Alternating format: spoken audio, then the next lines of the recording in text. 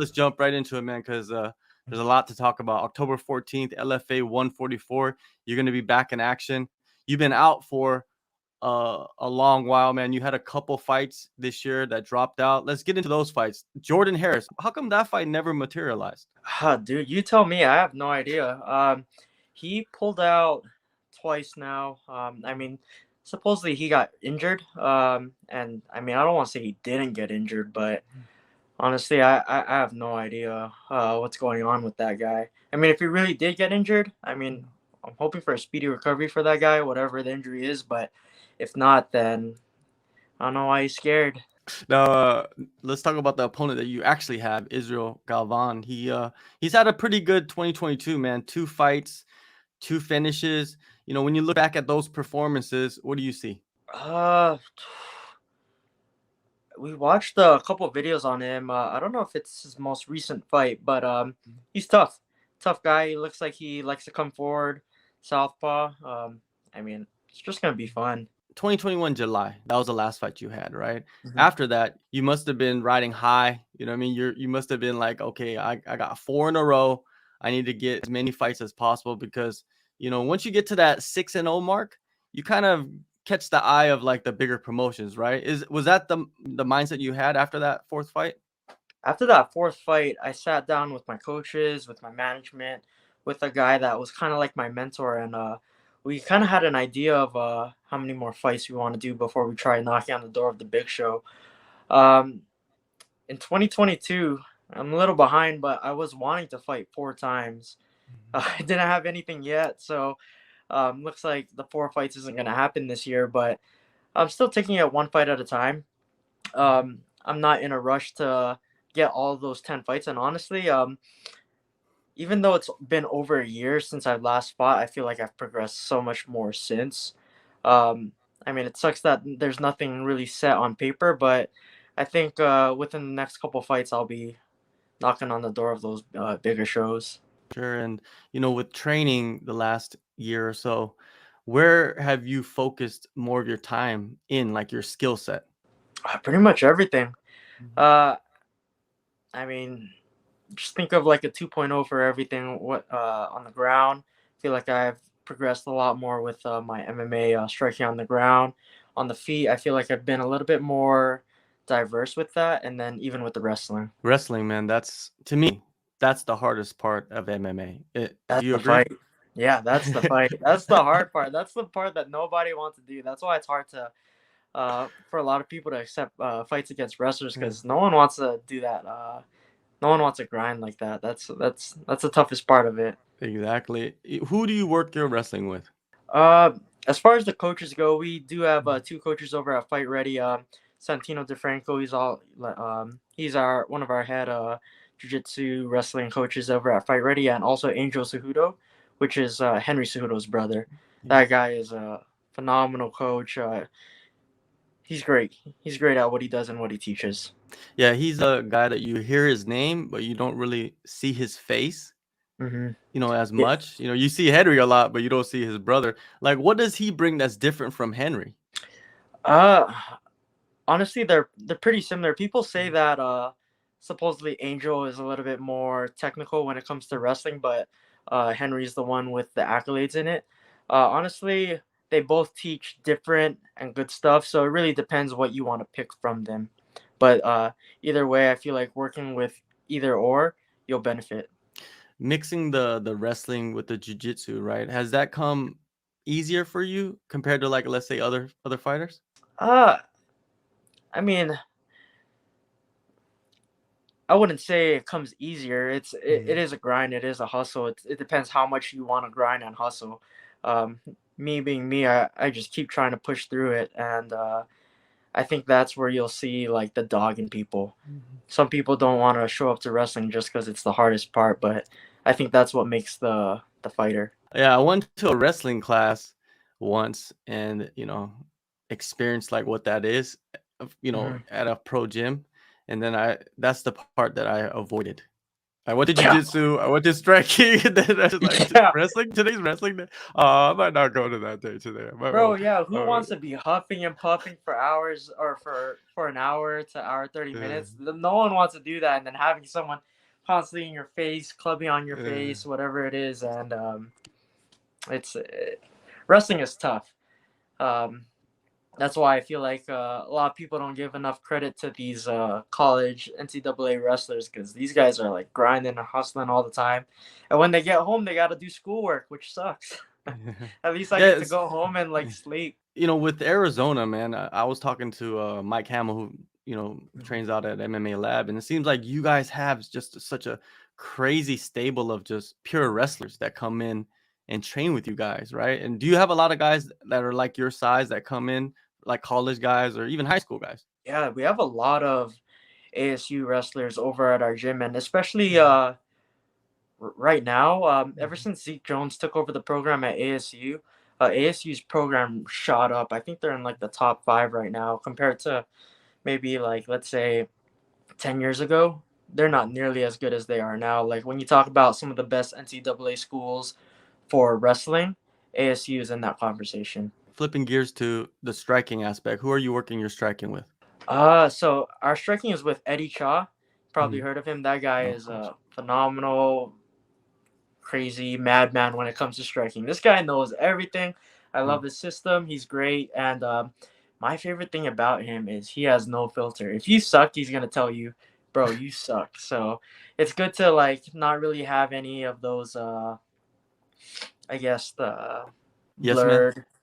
Yeah, like if he wants to tell you something, he'll tell you Mhm, straight up mhm. instead of you figuring it out on your own.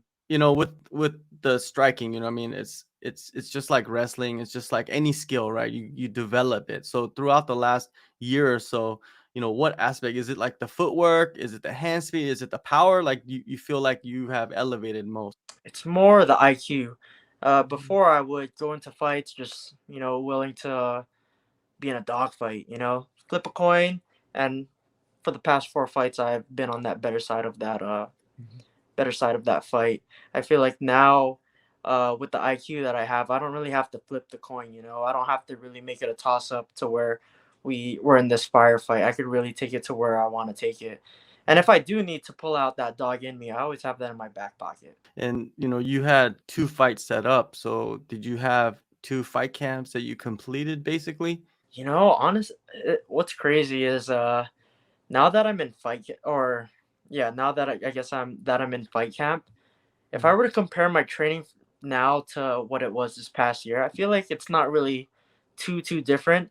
I mean, it is a little bit more intense with the strength and conditioning, maybe with the training and the mitt work, but overall, I'd say I've been training pretty hard year round. So just think of it like a 9 month fight camp. 9 months training camp, but where did you like decide to get intense? You know what I mean? With like 4 weeks out, 6 weeks out? Once I first heard about that Jordan Harris fight, I think it was uh beginning of July, maybe Mhm. ending of June, somewhere around that time. That's when I started to really pick up the training. We were scheduled to fight August 5th. Since that didn't go through, I was hoping for a fight sometime in September. Just kept training hard, waiting for a short notice fight.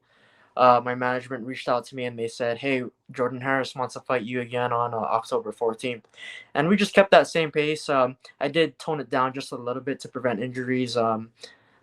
For like a week, and then I picked it back up just a few weeks ago, and been training hard since. Now that For he's sure. pulled out again, and thankfully LFA had a replacement that same day, and thanks Israel, he signed that fight that same day. So I never really let off that gas pedal and just kept going. The SNC, a lot of fighters will say that that's the game changer as they add that to their, training. How has that affected other aspects of your training? Dude, it's been good. I've so ever since the beginning of this year, I think in maybe it's February, maybe March. I've been working with a new strength and conditioning coach. His name is Austin. He's at Warrior Sports Wellness. He does have a lot of other fighters, like you'll see Henry Corrales, the guy that beat Aaron Pico, coming out of there. A couple other LFA guys like Bryce Logan. He was the lightweight champion over in the LFA at lightweight. I've been working with him, and that guy is very, very smart. For as young as he is, I feel like he's kind of like Eddie, like a madman when it comes Mhm. to strength and conditioning. He knows what to do to get me stronger, quicker, and most importantly, to recover. Outside of Fight Ready, where do you train? Train at a couple different places. I still go back to my home gym, Arizona Mhm. Combat Sports. That's where I had my first 3 fights with the LFA. I still train with them. Do my jujitsu there. I do some striking there, and then I also go to this place right here, Unfair Advantage.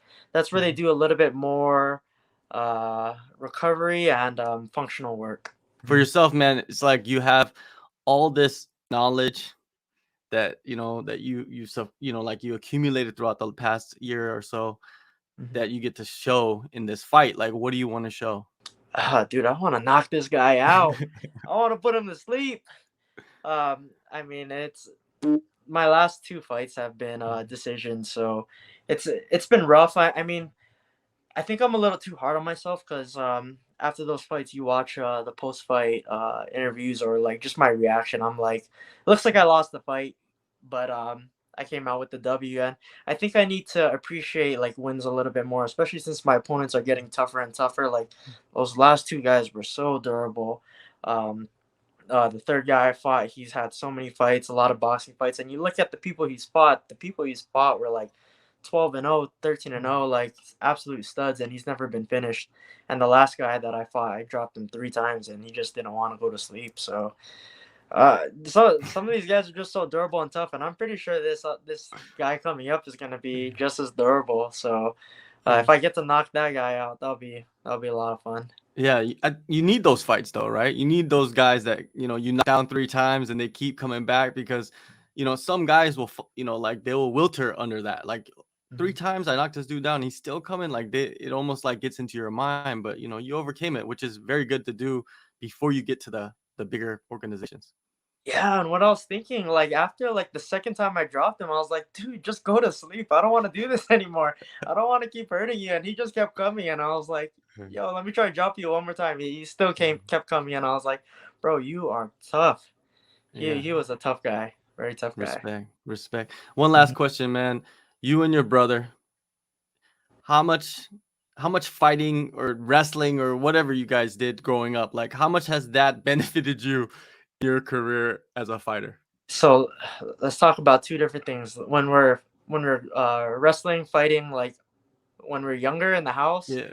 I think that's where I found that dog. That because I was kind of like that. The last guy I just fought, like he would always beat me up, like he's a big brother. He would put me down, and back in Hawaii, like this guy was an absolute punk. My brother would used to punch me in the face, like take me down. One time he put me in a triangle choke, and I was like coughing and crying and whatever. But I just kept coming. I just kept coming, and I didn't stop.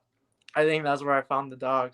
Mhm. And then now like training, like he's my main training partner Mhm. for all these years that we've been training MMA and made this career pathway for us. We've trained with each other almost every day.